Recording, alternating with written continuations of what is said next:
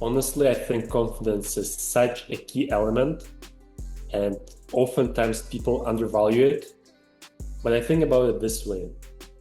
Confidence is something that comes within you, from your head and from your soul, and it's almost like a command center.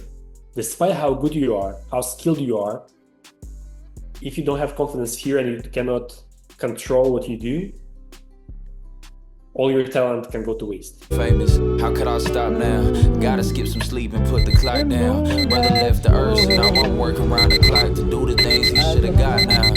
I'm just living life.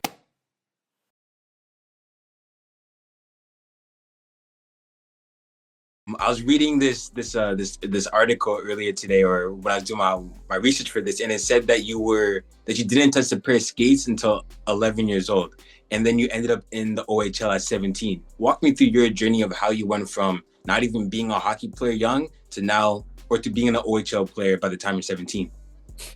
Yeah, and it's fun Canadian fairy tale story, I'd say. I truly was an active kid my entire childhood, never thought of hockey, played soccer, did swimming, martial arts, and believe it or not, even did sports ballet, dancing. And it's two completely different worlds from hockey and dancing. And just by fortune, I had a buddy of mine who used to be a hockey captain, and he invited me to try the sport.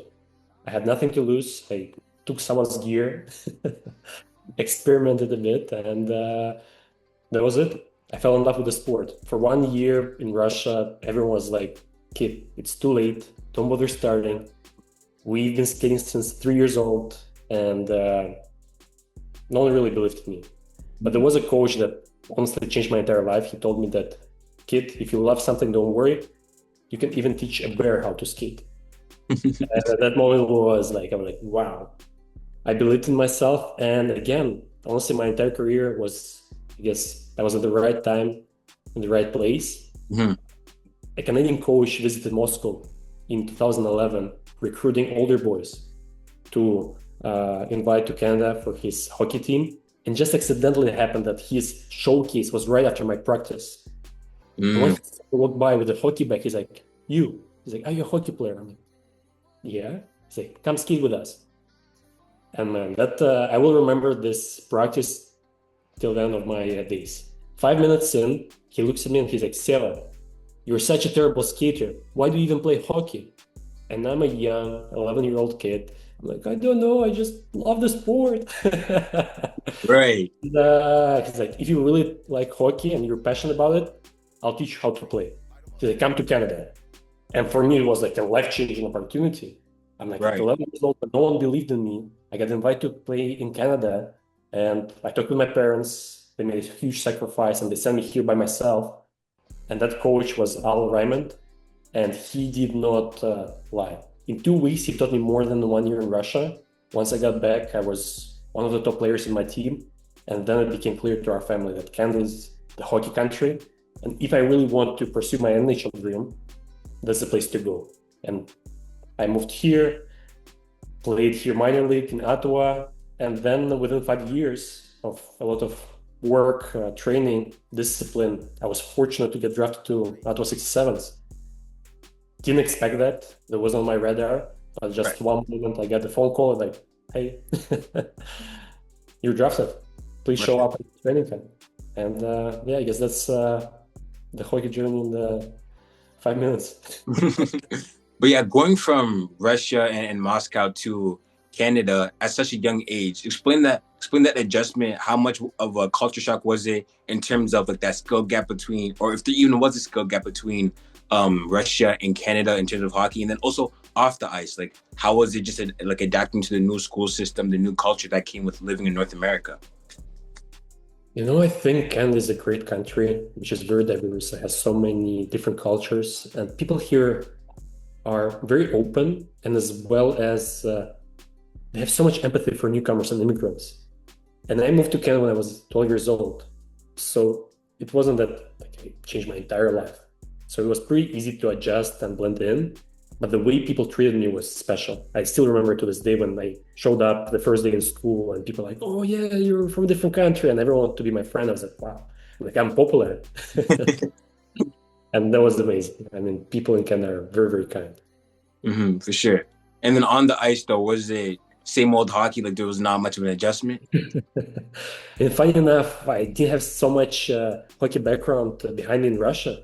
Literally, I've spent 1 year with the team, but all my training was just walking around the board, trying to keep my balance because, I mean, people weren't paying attention to me because sure, they gave me a chance to be a part of the team, but I wasn't good. Literally, I was just 12 months in of first ever stepping on the ice. Mm-hmm. When I came here, I think hockey's Canadian religion, to be honest. It really is. It really is. Are so obsessed here with it. And when I just got blended into it, I'm like, wow, people live and breathe hockey. And then I just went up the slope with all the support and the environment here. And yeah, it's been a super big change for me. Mm-hmm. And then also, I gotta ask, you mentioned how like Canada in hockey is like damn near religion at this point. For you to like come in and like find your footing, were there any guys specifically that you watched at a young age that were like, okay, I like what he does, let me try to take bits and pieces of his game and implement it into my own? My favorite player growing up, and I mean, even when I played pro, was always Sidney Crosby. Yeah, for sure. He's a remarkable player on the ice, a full two-end player, very good defensively and offensively, but as well, he's a great leader of the ice too. And I still remember to this day, I would be obsessed watching his videos of him battling in the corners. Like actually, there are like a series of YouTube videos where you can see him fighting 2-3 guys in the corners. He's getting pushed, he's getting slammed, he's lying on the ice, but he still holds onto the puck despite all of it. And he finds a way out to create a beautiful play for his teammates. And that kind of heroic competitiveness in him was just something that was so inspired by. That part of the game specifically, I would really, really want to take to me because he's just gold standard. And as well, he's a great leader. I mean, this is why he's been a captain for so many years of Team Canada and the Pittsburgh Penguins. 100%, for sure. And then also, I wanted to, you mentioned it briefly, you get drafted to Ottawa, to the 67s. When you first came to Canada, what province or what state were you, not state, what province were you living in? And then how was your adjustment to Canada, to Ottawa? Like, in terms of like power rankings or like your rating, which cities in Ottawa do you rank as the best, number one, number two kind of thing? So I mean, you will probably laugh at this point, but I've been in Canada for 13 years now. And from the moment I landed, I was always in Ottawa region. Okay.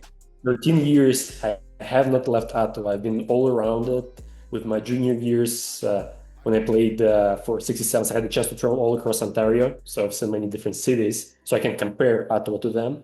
But yeah, I mean, always been in Ottawa. It was so funny when I received that call that I was drafted. I remember to this day, I wasn't even aware that there is a draft. And they're like, you've been drafted to your hometown OHL club, Ottawa 67s, 46 overall. I was like, what? And I had a good season, but I didn't expect that it would be like that good.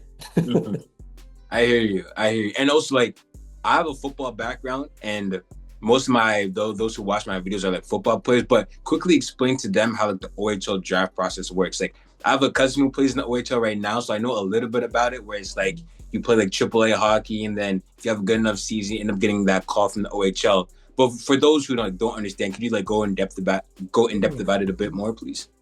I mean, honestly, it's a kind of a big deal in Canada. Like when you say OHL or CHL or Canadian hockey, like it's the best major junior league in the world. It's the highest level you can play at from age of 18 to 22. I mean, of course, if you don't make NHL that early, or no, even 16. That's right. And for me, just having that opportunity was such shocking. But when you look at it, you play minors, there are a bunch of scouts, look at you, they talk with your coach, you go to some tryout camps. And honestly, for me, that was always outside of my mind. I was always a great student. There is usually two paths that you can take as an athlete in hockey. It's either you go professional into major junior, which is CHL, or you can go in NCAA route, which is education in States. And I've been always a good student athlete. And for me, rationally, it made a lot of more sense to actually go to university get some extra years, mature as a man, and then basically get education and scholarship. But man, I've never been a talented player, so I've never expected OHL Draft. And I had a coach who's an ex-NHL player. He used to be a player in Boston Bruins. And he said one thing that truly stuck with me for life. He said, Seva, you're not super talented, you're a hard worker.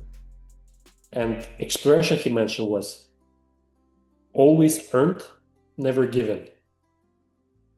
And that was something that really stuck to me and almost became my, I don't know, like the line that I always repeat, even in hockey and life. I wasn't a guy. This is why I didn't expect OHL. I had guys who are way more talented than I, but I always worked very hard. And every opportunity that I got, it wasn't from a parent or a coach or like any support. I had to create it for myself. For sure. But do you, and you mentioned that work ethic, and even in like a lot of interviews I watched prior to this, a lot of that word work ethic or those words of work ethic did come up very often when it comes to people talking about you. Do you think that work ethic is something that's a trait that's like built into someone that they just have when they're born? Or do you think like different situations, different upbringings cause somebody to just have that different switch and different side to them? You know, that's a great question, and it's a very deep one. Like I've spent a lot of time thinking about it, and work ethic has 100% been following me around. And you know, to have a good work ethic, I think you need to really be passionate about something. Like if you really love it, if you're really motivated, it's easy to have a good work ethic because you're driven by it. When I was growing up and playing hockey from age of 11 till my 20s, I was obsessed with the sport. And actually, I even believe that starting late was my advantage on many kids, because when you go for a long term, it's very important to have endurance. And many kids, when I just started 11, they were already skiing from age of 3. So they were already getting bored with hockey. They already were getting burnt out. And I was just like that young, hungry kid who just was obsessed and had like such a good work ethic, which allowed me to kind of make it to OHL at such a short age, like within 5 years. And I truly think that if you have a passion for something, this is where the work ethic comes from, despite what you do. You just really need to be interested and motivated in it. For sure. I agree with that too. And I even noticed that in my own life and my brother's lives, when we were playing football, because we started pretty late. Like I started in the 7th grade, my brother started in the 8th grade. But I feel like why my brother and I were able to like really get passionate about it and eventually I ended up playing in university for football. My brother didn't, but why we were able to excel at it so quickly is because we had that passion. Like you mentioned, because we came into it late, we already felt like we needed to catch up. And it's like, we just found this new thing that like we just wake up and think about every day. And because people have been playing it since, like you said, since they're like 3-4 years old, it gets to a point by the time you're already in year 7, by the time you're like 13. While with us, this game is still something new to us when we're starting to hit puberty, starting to really figure out how it can actually work for us, like bigger than just Canada. So at that point of your, getting it at the right age, that perfect age of like 11, 12, 13, I feel like those ages, honestly, are the perfect age to like really find what you're passionate about when it comes to sports, because you can find it too early and then fall out of love with it. But if you find it at that perfect age, like it can really propel you like long-term, super long-term for sure. 100%. And this is where being a multi-athlete helps so much, because you basically through your young years, you have opportunity of trying different things, learning what you like, what you don't like, and as well as it actually builds you better as a full athlete. Mm-hmm. And this was something that always was advised to me, like during summer, try to play as least hockey as you can, try to play other sports so you can develop that extra skill or extra flexibility. And yeah, for sure. I agree with that. That's the only thing I want to do for sure. Like I need to make sure my kids are playing a little bit of every sport here and there. So whenever they choose to pick a certain lane, a specific sport, they can draw in from all of those and like really just shine on whatever they want to do for sure. I agree with that. But I know, getting this back on track a little bit. I was through reading your like one of your player profiles. You said that after you spent some time in for the 67s, you went to Acadie Barthwest Titans. Forgive me if I'm saying that wrong, but you played I sometimes can't even pronounce it, so don't worry. It's somewhere far in New Brunswick. Mm-hmm. But yeah, forgive me if I'm saying the name wrong. And then you played there for, I think it was just 3 games. And then you ended up playing for the Navin Grads for like an extended period of time. And then through an interview, I also remember hearing that time with Navin was crucial for you because you're able to gain your confidence back. Tell me, like, touch on how important do you think confidence is as an athlete, and how important confidence is also as like a CEO and as a founder in a business. Sure, man. Honestly, I think confidence is such a key element, and oftentimes people undervalue it. But I think about it this way. Confidence is something that comes within you, from your head and from your soul, and it's almost like a command center. Despite how good you are, how skilled you are, if you don't have confidence here and you cannot control what you do, all your talent can go to waste. And I remember so many times during my young years that when I felt unconfident, I would just completely mess it up. Or when I would be super unprepared but super confident and I would just nail it. And that self-confidence in sports is such an important thing. But usually what really differentiates great athletes who are super talented from super talented athletes who don't make it. That's that mentality. And you probably heard so many stories about legends and the GOATs of sports who are just ruthlessly confident in themselves. And same thing applies into business. Honestly, my transition from sport into entrepreneurship hasn't been as challenging as I would anticipate, because business is another game. This is how I treat it. It's super competitive, it's a team sport, and you do need to be confident because you talk with people, you promise people that you're gonna make their life better or provide a solution, and you really need to stick up to that. And if you don't follow through, you're in big trouble.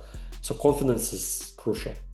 Mm-hmm. I hope that someone would really emphasize to me in the early years, and I would pay attention and spend a lot more time working on my self-confidence and that mindset and psychology.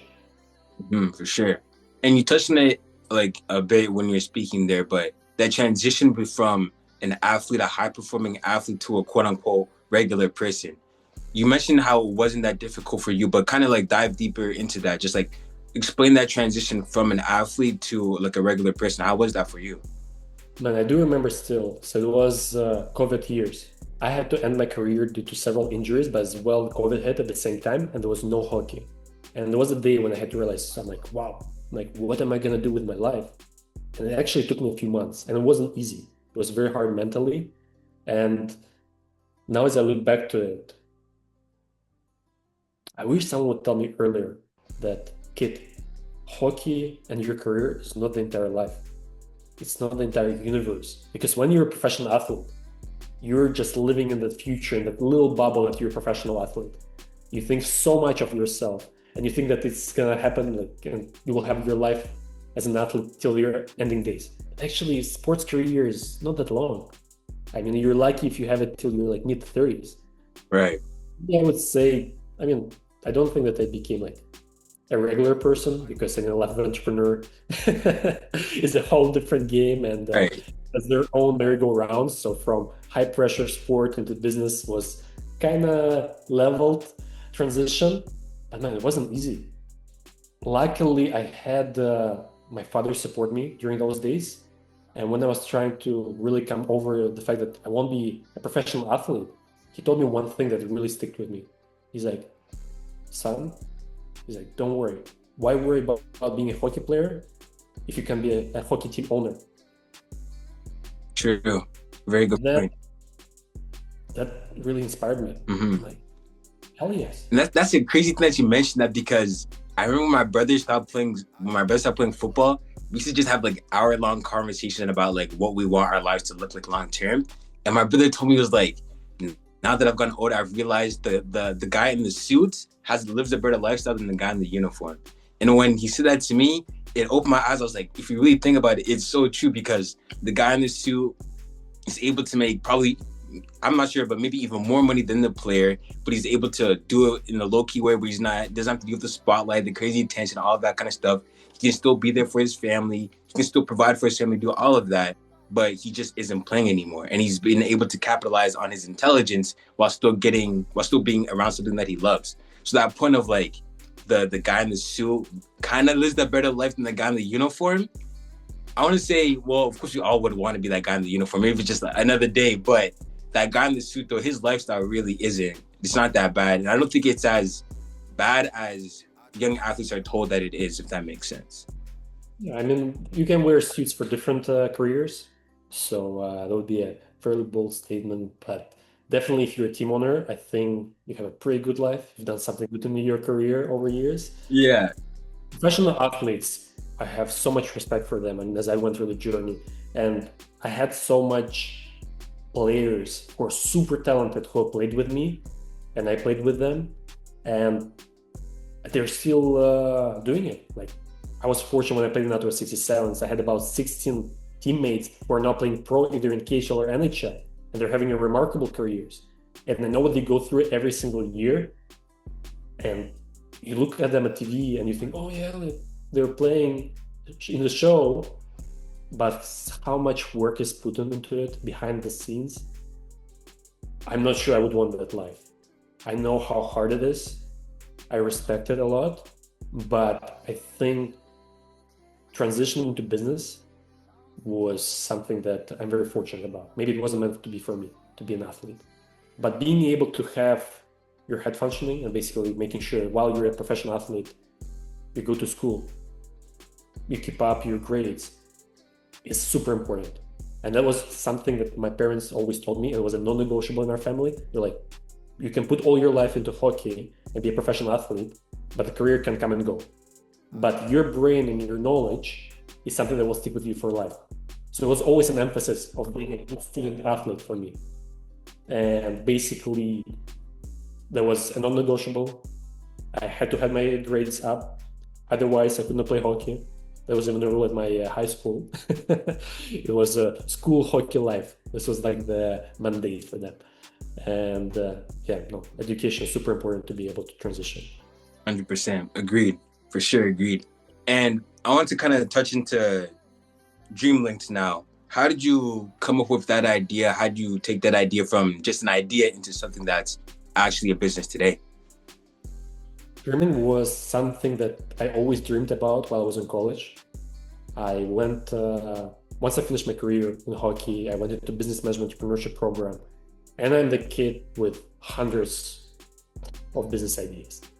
But every time they would be in the industries that I would not have expertise in, like restaurant or technology.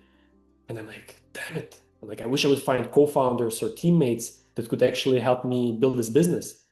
And this is where the name came from, Dream and Linked. So you find people that have similar dream of entrepreneurship, and then you link together.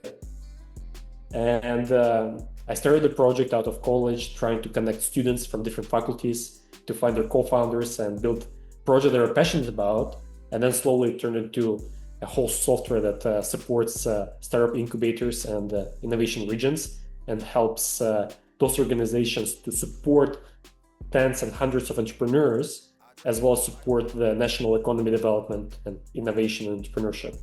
And for me, basically, that became a way of doing business to help other people to create business. And I think it's so rewarding because when you see others succeed, that's something that I'm very, very passionate about. Comes from hockey, comes from my early years of even coaching little kids or coaching junior kids of hockey. And basically it's almost like coaching and supporting others to see them grow and succeed. And that's super rewarding. Mm-hmm. And I know how difficult it must be starting off a business from square one, and especially doing it mainly by yourself. So tell me about how like that background built within, playing hockey at a high level, that work ethic. How did that display itself when it comes to building Dreamlinked? Man, I think that sport and business have so many parallels. And I'm so thankful that I had my hockey experience, despite that, did I make it professionally to NHL or not?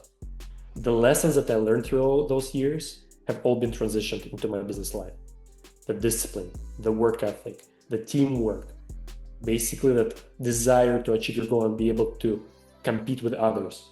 It's all applicable in business.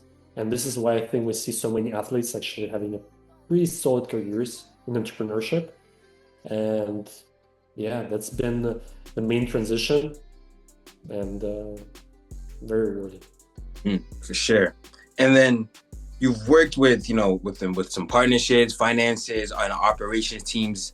What would you say is like the biggest misconception that you feel like young people or people like fresh out of university or college have when it comes to making money or running a business?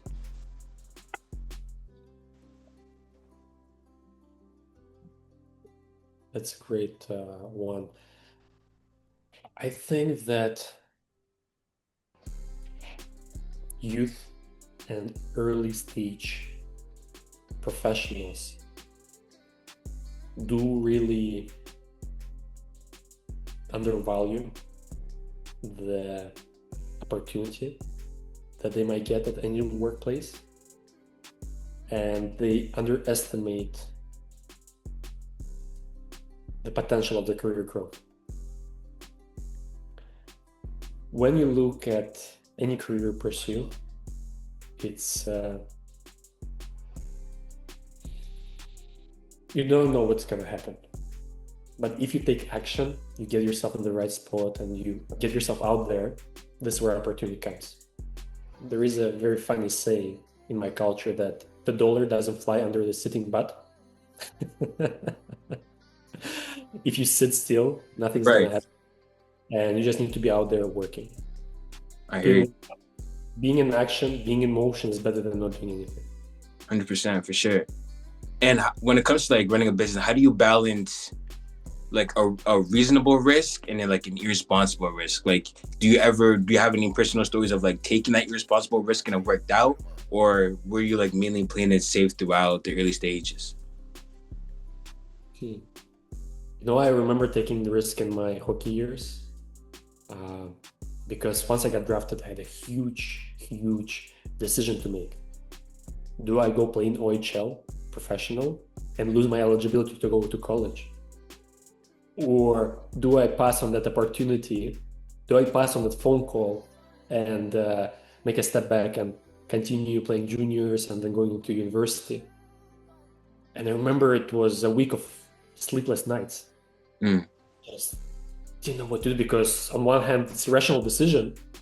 You take more years, you go to school, you get your scholarship. Right. Inside, your dream of playing professionally is right here. Like you can grab it. You can always grab it. I know that. You grab it, literally. And then I was fortunate to have so many coaches and advisors around that time who tried to guide me, or like tried to guide me towards the right path. And there was one saying that in life, you have the moment where you have to make a big decision, you have to commit to it. And it's almost like jumping in the river. And once you jump, the only way out is you have to swim or you sink. 100%. I believe that there should be more times in anyone's career when they make those jumps, especially when they're young. Because when you take this risk, when you just go full in, you commit to solution, if you really want it, you'll find a way out to swim, no matter how hard the current is. And taking those risks is super important. Risks and betting are the things that kind of make you accelerate, go step up and step up. And that's what you see in sports. The people who are not scared to make the risky plays are the ones who become superstars, because people are entertained with them. And same in business. The people who take bold risks and bets, they're the ones who usually succeed, because sure, they'll fail many times, but when it works, boom. Shit. And also for, since you also mentioned how with Dreamlinked, you work with a lot of different companies helping people out.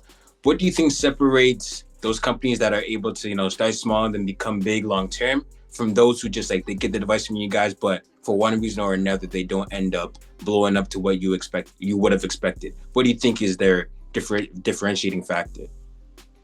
When you look at business, or even, again, similar analogy with sports, endurance matters.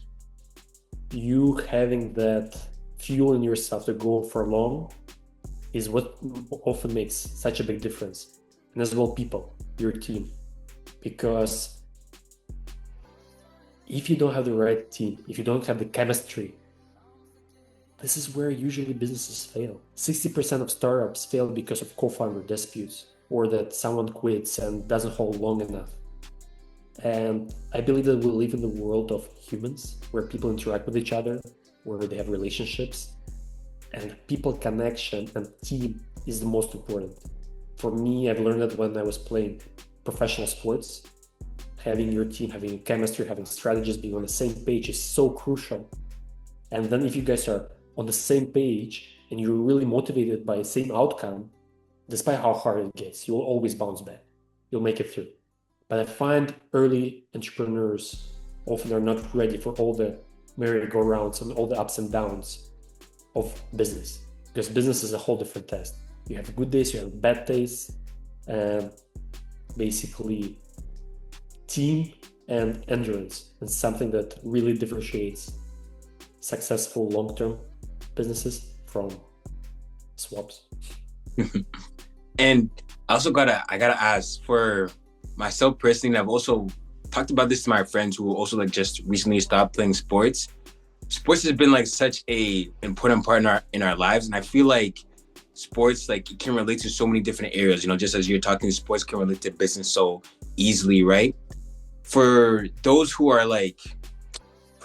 have just like finished playing their sport or whatever, and they're looking for that new thing to excite them just as their sport excited them, what advice would you give to them to find that new thing to get them going, whether it be a business or music or whatever it could be? What advice would you give to them to find that new edge that hit them just like sports did? A very important moment in their life, because it's a life of transition, which is often not very easy because you spend so much time doing one thing. And when that moment comes, such a big identity transition and transformation. And that's it. First, take a bit of time. Don't have a big pressure. We've seen so many athletes fall into depressions and just losing themselves. And I would say look inside, look within themselves, what they really love and enjoy. In my career, it was fairly easy. I always grew up around business people and entrepreneurs, and it was something that I really enjoyed. And even during some of my professional years, I was already doing some little side hustles. When I was coaching kids, I was doing camps, I was organizing stuff. And when I transitioned, I brought all those passions with me. I help others, support them to grow and organize stuff. And usually you don't need to look too far. If you look around your life and things that you really enjoy and like, I would probably look first into those, because those things that will bring you energy and joy. And then it's just a matter of figuring out how can you make a living out of it. Mm-hmm. And for those right now who are still, striving for that pro dream, but they also do just want to figure out what their other interests are, how would you go about, still chasing that, having that end goal, keeping the main thing, while still just being a well-rounded and like versatile person overall? If I look back to my career, one thing that I would probably do different, and I'm not sure if it's good or bad, I would try maybe tell myself that, hey, you're not that big of a deal. Like, hockey and your profession is not everything. It's not the entire life. Like, look outside your bubble. There is life there. Like, make friends, explore other stuff. Sure, you can be 24/7 in the business of making your life and career, but like, create some space for other things, because the world is such a big place, and have a wide horizon. But it's almost a misconception, right? It's either you're laser focused and you're super successful, or you have wide and you look around and many people will say, oh, this is wrong, this is right. I don't know. I think it's just balancing the life, right? Like finding that balance of 90% you're in your sport, 10% you live for life. That's super important. That was something that really hit me and really hurt me when I was going through my transition, is that I was 100% in my sport. And realizing that there is a whole life. There are millions of problems. There are billions of people on this earth that don't even care about the sport you play. That was eye-opening and sobering. I hear you. And now, how would you describe your relationship with hockey? Is it still something that you find yourself watching, having regular conversation about it with your friends? Like, do you envision your kid playing hockey one day? What's your relationship like with the sport now?